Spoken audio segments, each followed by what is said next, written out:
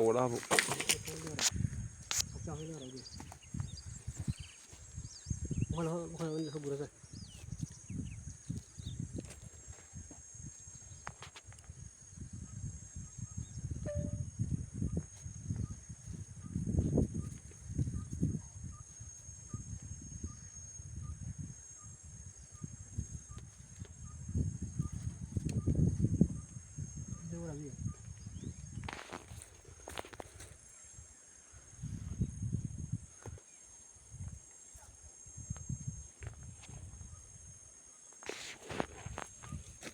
Re'ee lafateen kun akkana mukaan keessaa dhoosanii maqafatanii teen bulchanii re'ee kun akkana irra hidhatanii teen maqaa seeraatiin lafti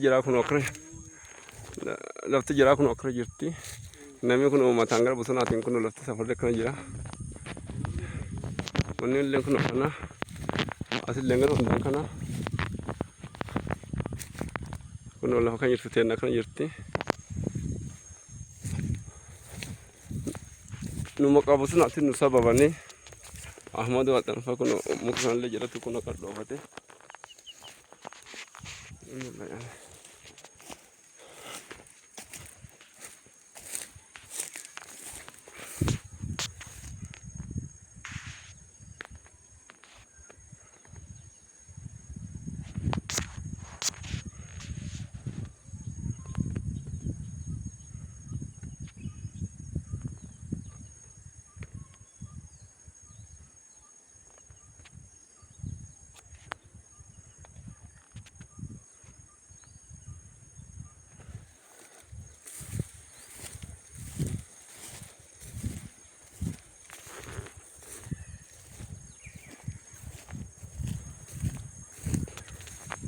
kuno tabiya kan jirti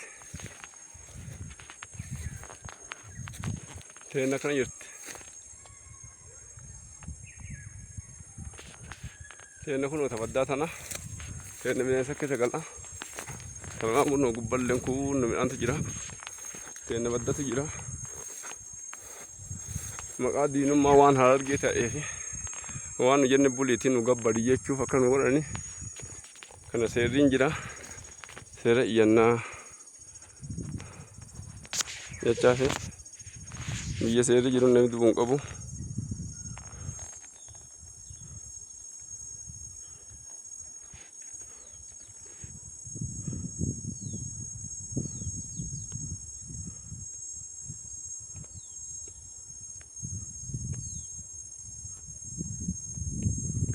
kallaan jedhu ittiin magaazaan baafatte. Warabe kun dhogga nurraa dhorkaati ufeejjissanii baafatuuf dhalbiif muka akka inni jiru laa bosona kanatti haga inni dheeratu muka jarri jirsitu kaan jirsitee magaaziin baafatti kaan dhalbii baafatti dhalbiillee hin jedhamallee kunoo abbaan lafaa kana ka dhoggan kunoo abbaan lafaa kana isaan sababuuf isa keessa baafachuuf inni harargee wata kan fidu jechaaf kunoo kana godhanii kuno seerri argu yookaan illee nakana bulte teen nakana bulchanii qarallee asii jennee seerri nu arguu qabaa seerri nu beekuu qabaa badii kenna arguu qabaa yookaan nama badii nurraa dhogguu qabaa seerri ni teen kuno akkanaa tabiyyaa kun wala garratti garbuu mul'atu sanii tabiyyaa kana jirti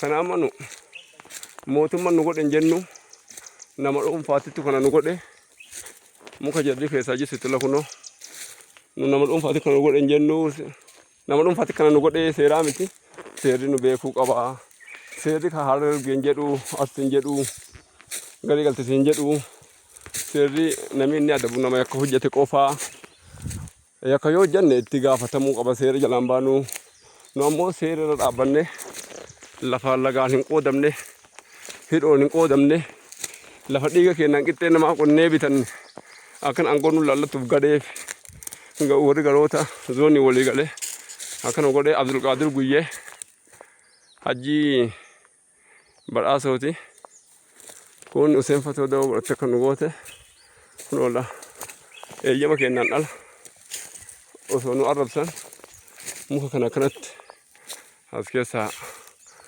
guuranii baqassanii kun akkana teenna tana fakkaatti. Teenna kunoo baddaan akkana jirti. Teenna kunoo akkana marga qabdi. Kan namaa kunoo akkana jirti. Amma lafootti buusaniiti. Asii muka kana ka guuruu dhufan jalaa dheetanii jiranii. Kun amma kunoo biyyaa akkana jirti. Gara hundaan zuuraa isii akkana jira. Teenna ammoo akkana jirti kunoo. Teenna akkana jirti jidduutti. Gadi kallattii arfaniinuu tan namaa qotamteeti.